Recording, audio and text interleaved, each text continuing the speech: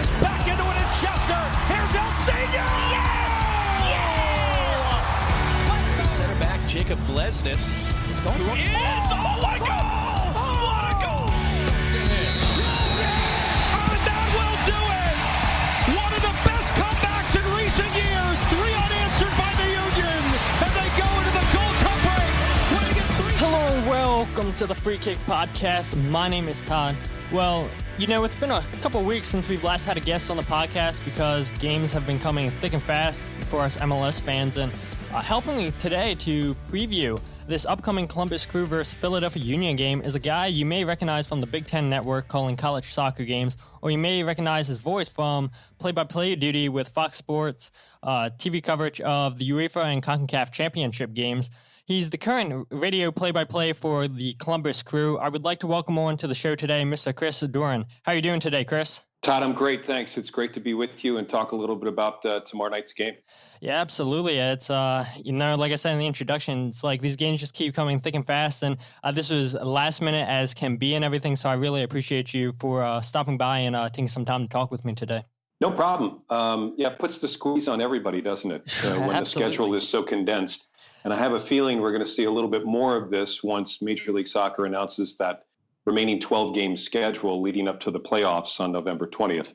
Yeah, I agree with you. I think right now it's all teams are getting like a four-day break and everything, and I wouldn't be surprised if we start seeing turnaround of games after 3 days and everything. It's you know, it's unfortunate with COVID going on and everything, and I mean, I applaud the league for trying to get as much games as they can in and everything, but, you know, as soccer fans and everything, we'll take all the soccer we can get and everything. But before we talk about this Columbus Crew versus Philadelphia Union game, like I said in the intro, you've been calling college soccer games for the Big Ten Network, so how long have you been doing that for? The network went on the air back in 1997.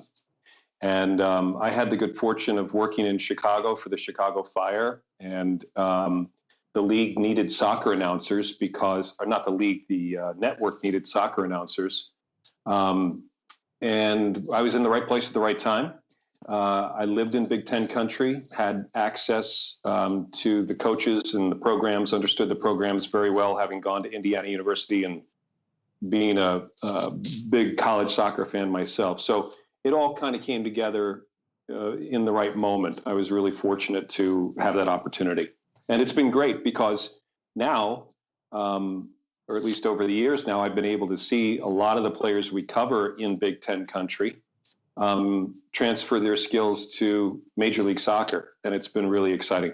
Yeah, absolutely. And so I'm a Maryland Terrapins fan because I'm born and raised and I still live in Maryland. And, you know, the Big Ten soccer has been really, really blessed with some good soccer over the years. And I always appreciate the work that Coach Sasho has done for Maryland. And like you said, you went to Indiana yourself and, you know, they've had a really good soccer program too for years. And Michigan's played some good soccer every now and then. But, you know, I do have a little bit of a soft spot for Indiana as assistant coach for the Philadelphia Union. Pat Noonan played his college soccer there. Right. That's exactly right. So you can connect a lot of dots when you dive into it just a little bit. First, I'll say about Maryland, there's no shame in being a Terrapins fan. Sasho Cirovski has not only done wonders for that program in winning national championships, winning conference championships, conference tournament titles as well, both in the ACC and then in the Big Ten. But then beyond that, he is an incredible ambassador for the student athlete as it relates to soccer, and is behind his new project, as are many college soccer coaches, to get men's college soccer, at the very least, hopefully women's too, to be divided into a 2-semester season. And if you haven't read anything about that, I would highly recommend you dive into it just a little bit. But Sasha's been terrific for soccer across the country on so many levels for so long.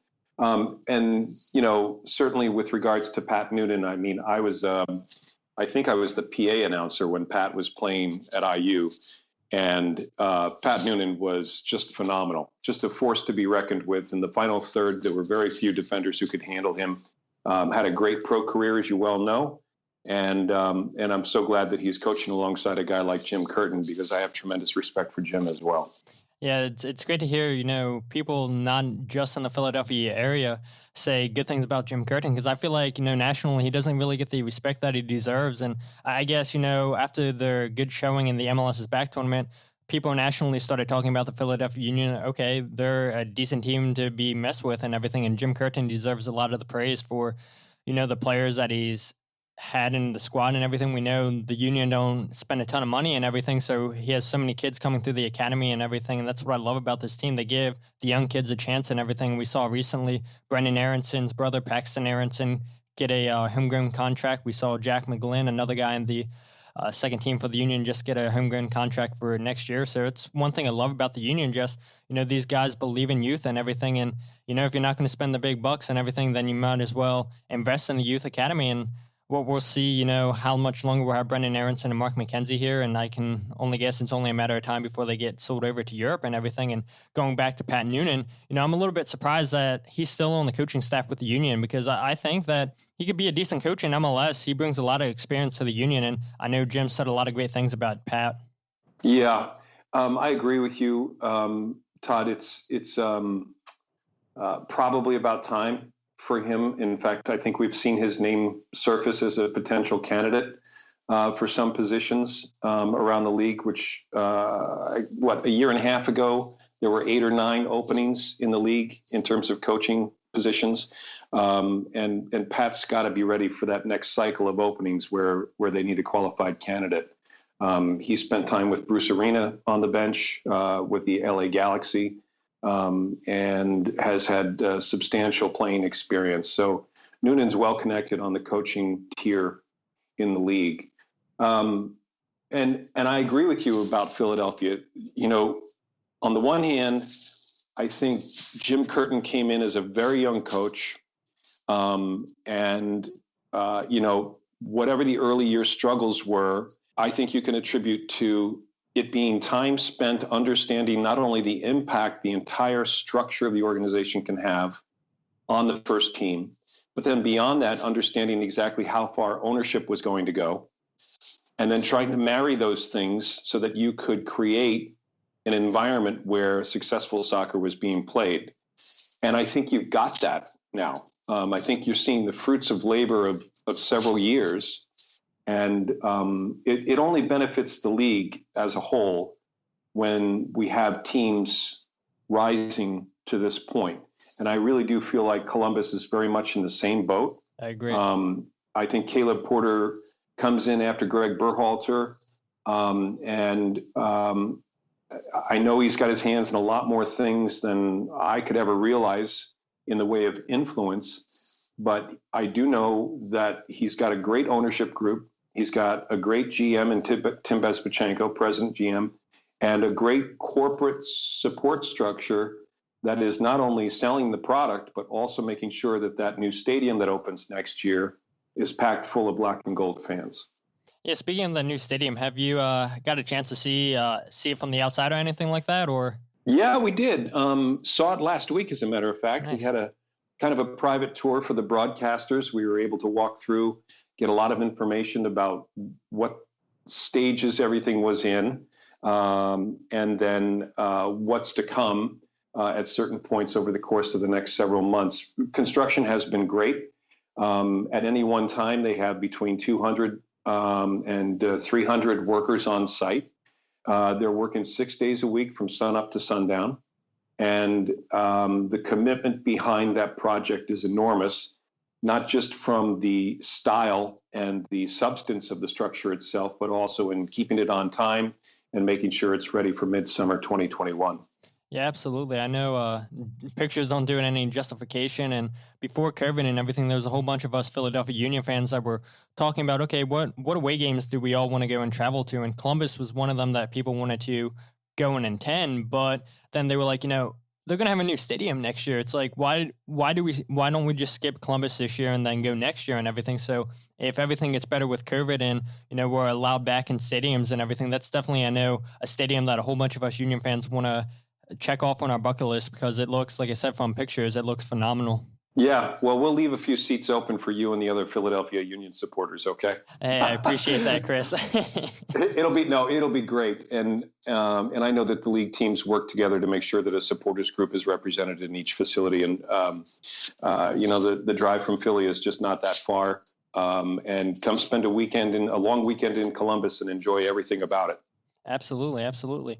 But let's go ahead and dive into this Philadelphia Union Columbus Crew game. So as we know, last year, Chris, it was a rough season for the Columbus Crew.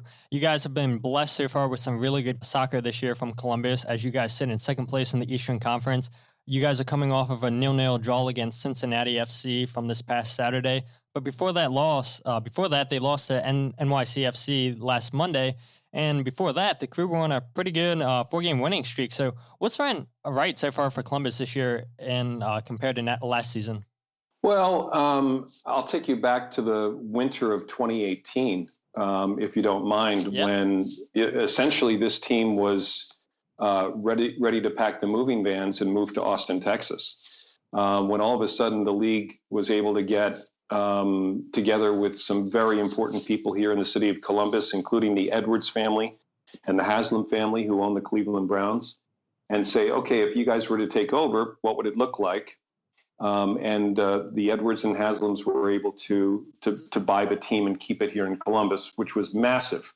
But from a soccer side of things, everyone was already out the door. Greg Berhalter was already with the national team. Josh Wolf, the assistant coach, was thinking about his future. And I don't blame them. But if you didn't want to move to Austin, there was no other option for you in the early fall of 2018. And so there was no investment going into the players because, you had teams you had a team that was probably going to move to Austin and either take a year off or have to rebuild from the ground up. So when you start putting Tim Bezpachenko in place in January of 2019, who then hires Caleb Porter in January 2019, and then puts his staff into place as well. And then you take a look at all of the players that you could have been looking at in the winter window, but you only end up with one draft pick or two draft picks in the January super draft. That's what you're going into the season with.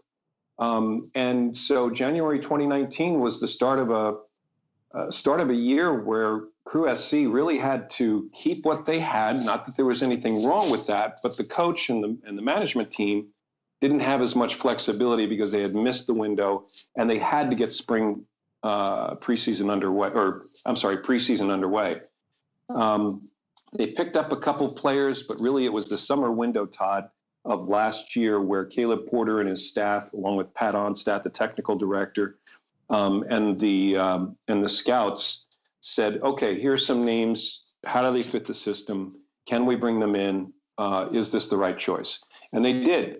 They made changes. The roster got bumped in July.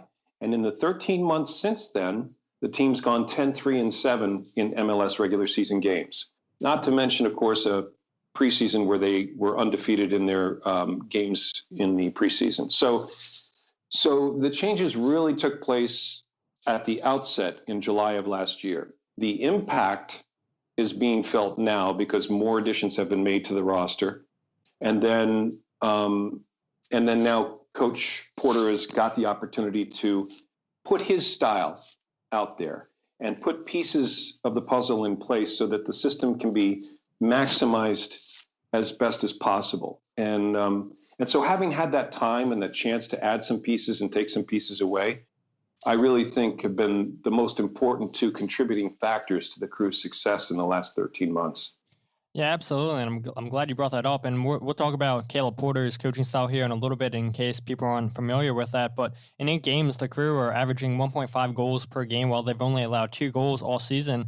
And while doing that, they've kept 6 clean sheets on the year. Now, I know it's a small sample size, but if you look back at the numbers from last year, Columbus averaged 1.1 goals per game, and then they conceded 1.3. And like you said, the work started taking place in last July and everything. But now looking at it in 8 games, like I said, only 2 goals they've given up. And I know Jim Curtin in his press conference today with the reporters was giving high praise to the really, really tight, close-knit defense that Columbus has. So, I mean, in your opinion, why has the defense been able to play this well and keep 6 clean sheets? Well, I think it starts with team defending. Okay, so everyone understands that when we don't have the ball, we're all on defense. I mean, it's a very fundamental lesson when we coach players. And the first player to the ball, or the closest player to the ball, is the first player to apply that defensive pressure.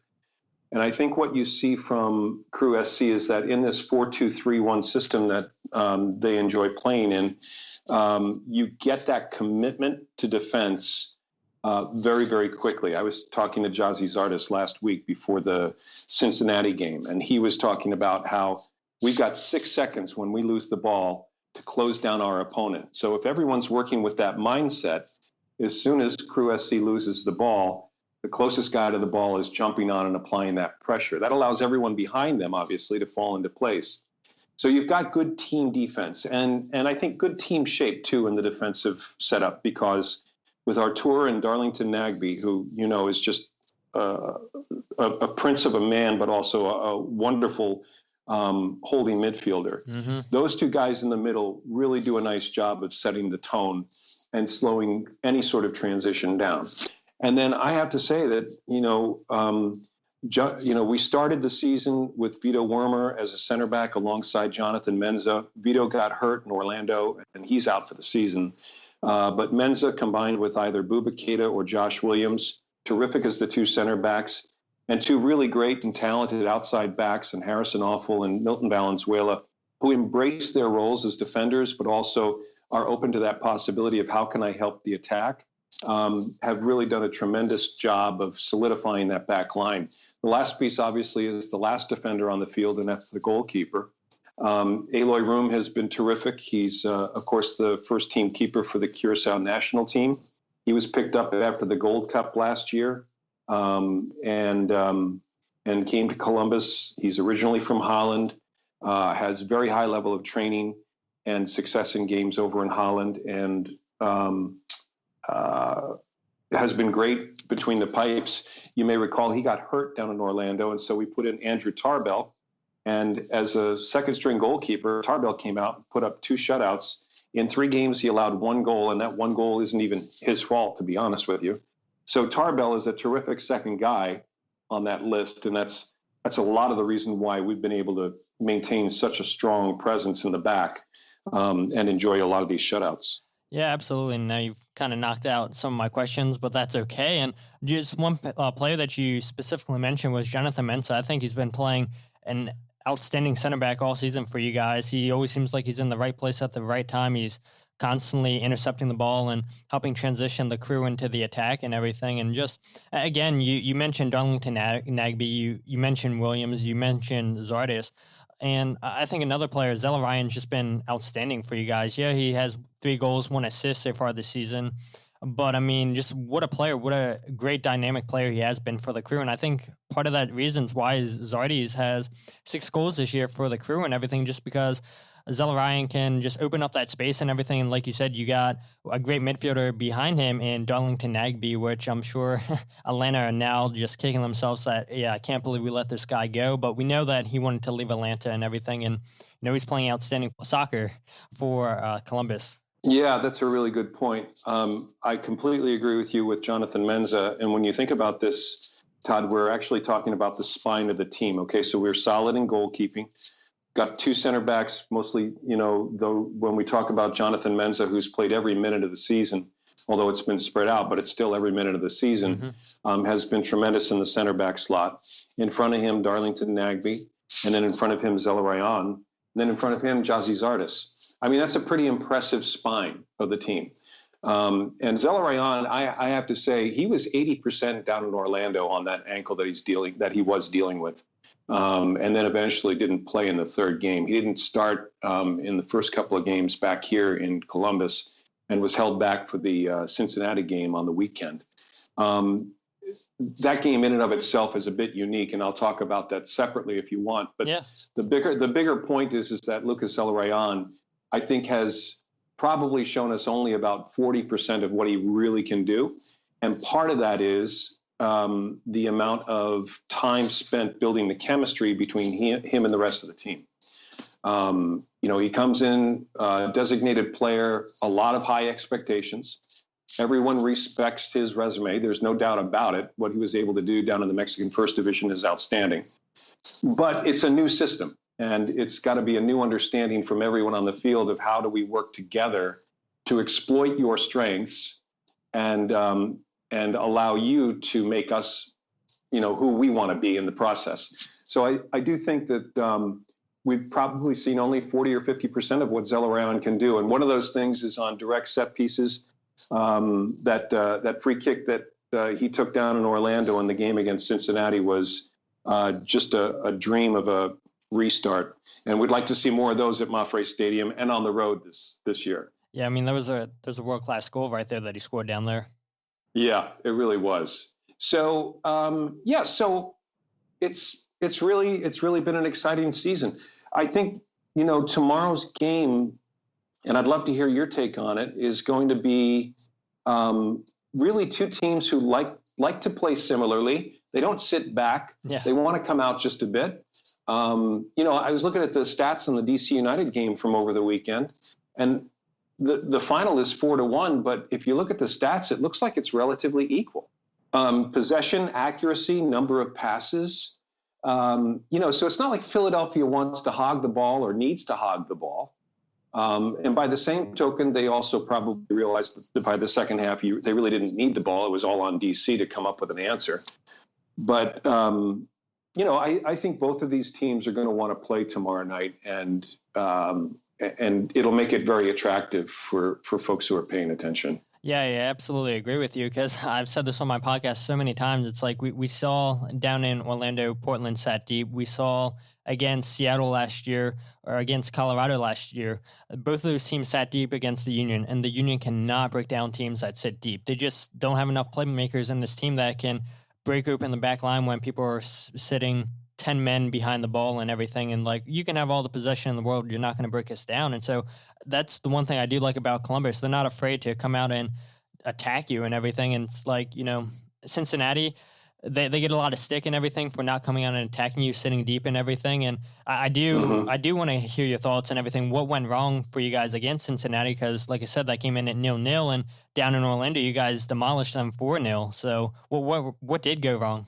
Well, so in the transition between the first game, Jaap Stam is the head coach down in Orlando. It's his first game. Down in Orlando, but he's coaching FC Cincinnati, obviously.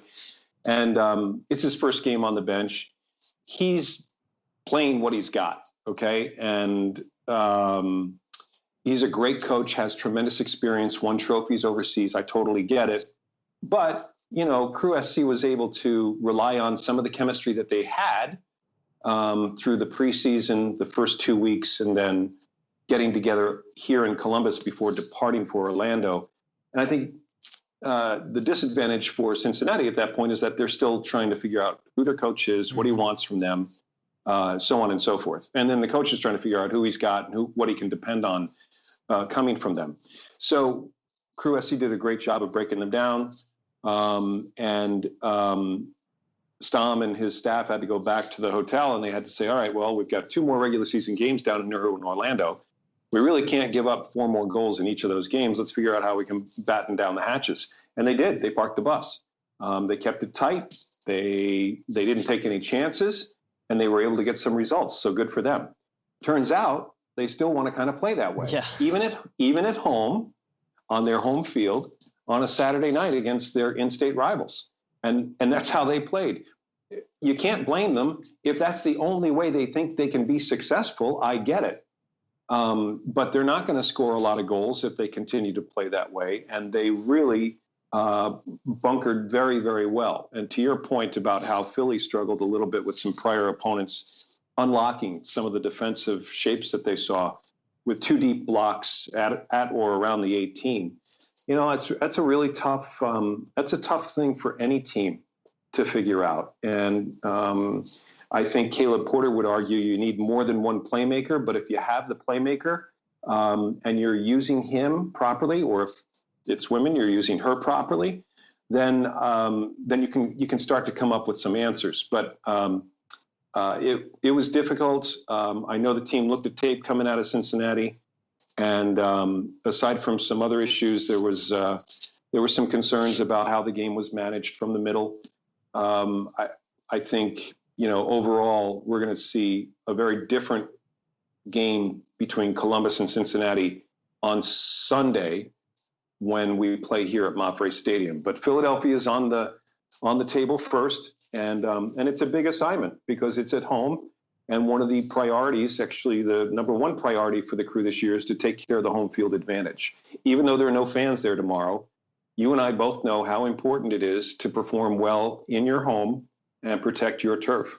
Yeah, absolutely. And going back to your point earlier, just talking about the DC United versus Philadelphia Union game, just looking on the paper and everything for people that didn't watch the game, it's like, yeah, you're right. The game looks similar, even though the scoreline says otherwise and everything. But I think a big help for the Union were, they scored a goal in the 7th minute off of a corner, which I believe going back, it took the Union 292 corner attempts to score a goal from the corner. So that tells you how bad the Union are at corner kicks and everything. So That's a great stat. It is, yeah.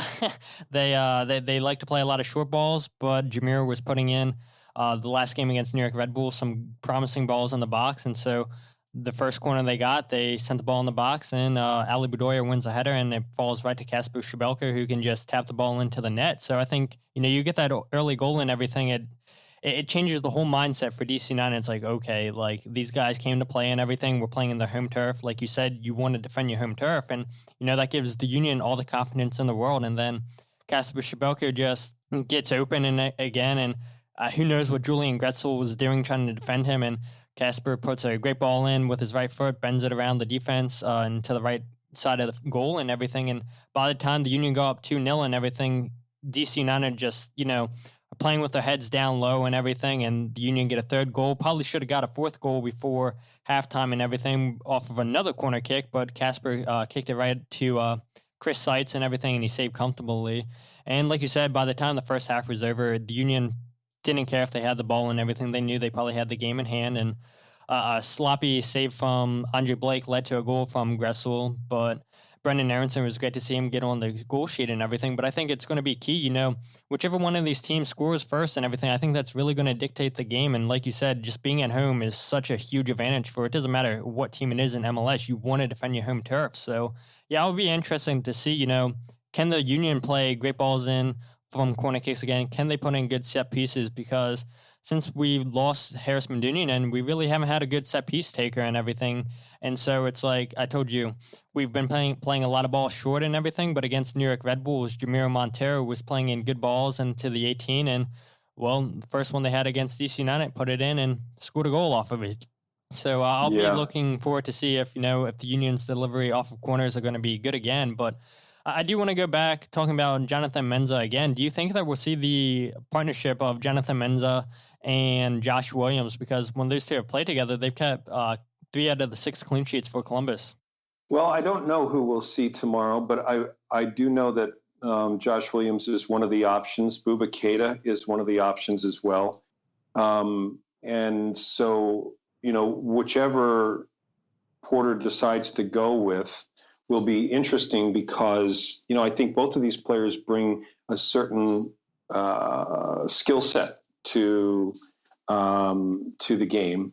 And if Crew SC thinks they're going to maintain a lot of possession, for example, in the midfield, and they need to reload through the back, then they may be a little more reliant on Josh Williams. But if they want to take the approach where, Williams is in his 12th season and maybe he needs a break. I mean, he played Saturday. He played for 90, so you got to rotate players. I don't know if he's one of them or not, but I think it would be important to note that Bouba Keita can step in with his size and the very quick rate at which he has come to understand the level of play that's demanded to compete in this league. I think he would be a suitable stand-in as well. And I know he relies on the leadership from Mensah, but everybody relies on the leadership from Mensah. He's been an outstanding center back this year for you guys, and he's, like I said, a big reason why you guys have only given up 2 goals all season. And I think it's going to be interesting because Kai Wagner is listed as questionable again. And Jim Curtin's press conference today, he said, he took a knock to his lower left leg like he did earlier in the season. That kept him out for some time and everything. So he's not 100% fit yet. And Jim Curtin said, he would rather have him 100% fit against New York Red Bulls this Sunday than risk him against Columbus. So I wouldn't be surprised if Matt Real, who came in for Kai Wagner, would just start this game and everything, because Jim Curtin also mentioned, rotation's key with these games coming thick and fast, and he said it will continue for Wednesday's game against Columbus Crew. So I expect probably we'll see 2 to 3 changes. We'll probably see Mark McKenzie come back into the lineup, probably replace Jacob Glesnes, the other center back. We'll see Ray Gaddis replace Olivier Mbaizo, the right back. And then, like I just said, Matt Real in for Kai Wagner if he isn't 100% fit to start. And I could also see Andrew Wooten in for Sergio Santos, the striker, because Jim Curtin said last week in his press conference, Andrew's playing good in practice and everything. He's earning minutes and everything. And I like I said, I wouldn't be surprised to see Andrew Wooten come in, because we saw when Andrew started against New York Red Bulls, he didn't do much, but when they brought in Sergio Santos, that just brought a different pace and element to the game that they didn't have, starting 2 slower guys in Casper and Andrew Wooten. So, as a Union fan, I'm happy to see Jim say, we're going to rotate guys, because down in Orlando, he didn't really use all of his substitutions. He kept throwing out the same squad each and every game and everything. And I get it. If that's the best 11 that you feel confident with, then you go with it. But it's also important to note that, like we keep saying, these games are coming thick and fast. And if you don't rotate, people are going to get injured. Yeah. I listen to Caleb Porter talk about rotation every week, because, as you say, the schedule demands that the squad is paying attention to that. Managing the load during training, managing the load in games is a part of it. I think this is a tough game for Philadelphia because they have to get on a plane and fly in on the same day that they play. I also think it's tough because they're always looking at that Red Bull showdown. I think the fact that it's a midweek game would give a coaching staff reason to pause and say, okay, where can we make the rotations and not really impact ourselves too much? It doesn't mean that he's not going to travel. You wouldn't travel Wagner if he's unhealthy, but some of the other players that you mentioned, Mbaizo, for example, could be on the flight. You might need him. I don't know, an outside back, if you're down a goal, comes in handy. But if you want to go up a goal and then just kind of milk it out, then maybe you don't need to travel him. But still, I think these coaches are managing a lot more than just the starting 11, as you've already alluded to. And a lot of factors go into this one. The most important one, though, is, of course, that it is an Eastern Conference matchup. It's against a team that you're going to see in the playoffs at some point. And I think both coaches could say that.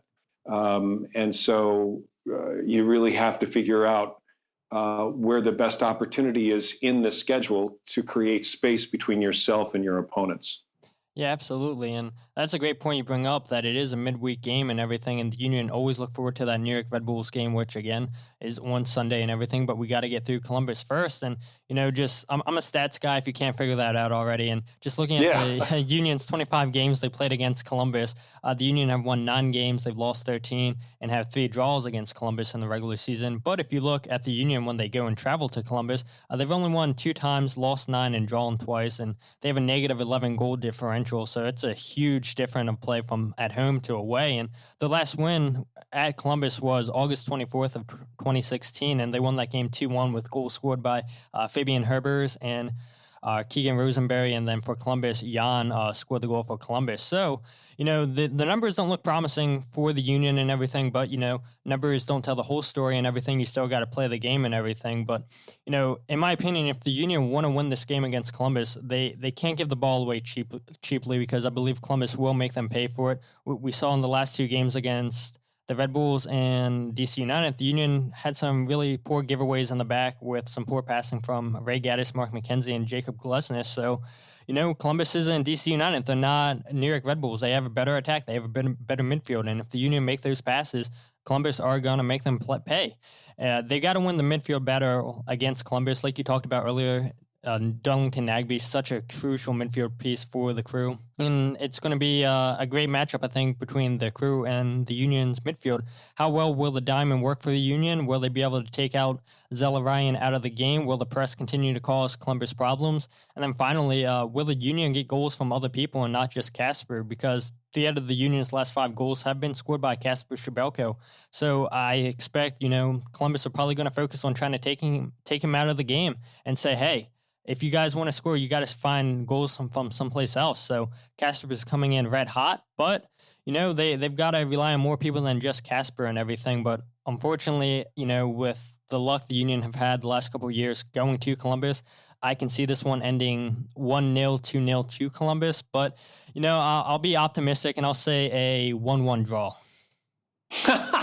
Okay. With all that, yes. Well, I think that's fine. We have not allowed a goal at home all season long, and so I'm going to stick with the shutout. I can't be moved off of that goose egg on your side of the score line. I'm still not sure if in the return from injury for Lucas Zelarayan and Yunus Mokhtar, I'm still not sure if the chemistry in the middle has settled. And so I can't put multiple goals on this game and feel good about it. I'm going to say, it's quite possible that the over-under on this is only 1.5 goals. And I would take the under, and I'm wearing black and gold, Todd. I'm sorry. Hey, I'm wearing black and gold in this one. Yeah, like I said, honestly, I can see a loss for the Union just because history says they don't play good in Columbus, and it's been 4 years since they last won and everything. But, I'll feel optimistic. Like I said, with the good form the Union have been on, only losing 1 game this season. But, again, it is in Columbus and everything, so I would not be surprised at all if the Union do lose. But I've had a blast talking to you for the last 36, 37 minutes, Chris. And for people that are listening, where can they listen to you call the game for the Columbus Crew? We're on 97.1 The Fan, WBNS in Columbus, and we're also on 97.1thefan.com. So we'll be calling the home game on the air tomorrow night, as we do every game, and we'll hope for a great game from both sides tomorrow night. And I really appreciate the opportunity to spend time with you, Todd, and your audience. Yeah, I appreciate you. Like I said, last minute and everything, but we made it work and everything. And, good luck to Columbus against the Union this Wednesday, and then just going forward for the rest of the season. Yeah, thanks, buddy. You too. We'll see you guys in the playoffs. Yeah, absolutely, Chris. Well, thanks again for coming on, and you enjoy yourself now. Thank you.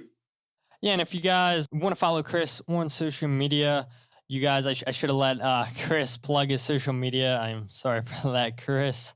But here it is. You can follow Chris at Chris Doran, Doran 18 on Twitter. And if you guys aren't following the podcast is social media, you can follow on Twitter, Instagram, and Facebook at Free Kick Pod. And you can go ahead and check out the website, thefreekickpodcast.com. And again, just thank you so much for Chris Doran for coming on, talking about some Big Ten soccer, talking about the Columbus Crew and everything. And again, look, we're starting to get recognition from people nationally. It's not just Philadelphia people talking about the Philadelphia Union. So I appreciate Chris's kind words and everything in regards to talking to Jim Curtin. And good luck to Chris on the call. But, we're going to still be hoping for Union victory, or at least a draw and everything. But until Wednesday, my name is Todd, and this is the Free Kick Podcast.